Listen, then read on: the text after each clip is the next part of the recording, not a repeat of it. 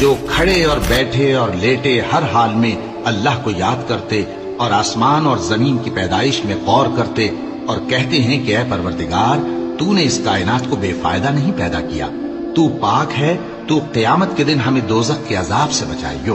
اے پروردگار جس کو تو نے دوزخ میں ڈالا اسے رسوا کیا اور ظالموں کا کوئی مددگار نہیں ہوگا۔ اے پروردگار ہم نے ایک پکارنے والے کو سنا کہ ایمان کے لیے پکار رہا تھا کہ اپنے پروردگار پر ایمان لاؤ، تو ہم ایمان لے آئے۔ سو اے پروردگار ہمارے گناہ معاف فرما اور ہماری برائیوں کو ہم سے دور کر دے اور ہم کو دنیا سے نیک بندوں کے ساتھ اٹھائیو۔ اے پروردگار تو نے جن جن چیزوں کے ہم سے اپنے پیغمبروں کے واسطے سے وعدے کیے ہیں وہ ہمیں عطا فرما اور قیامت کے دن ہمیں رسوا نہ کیجیو۔ کچھ شک نہیں کہ تو خلاف وعدہ نہیں کرے گا۔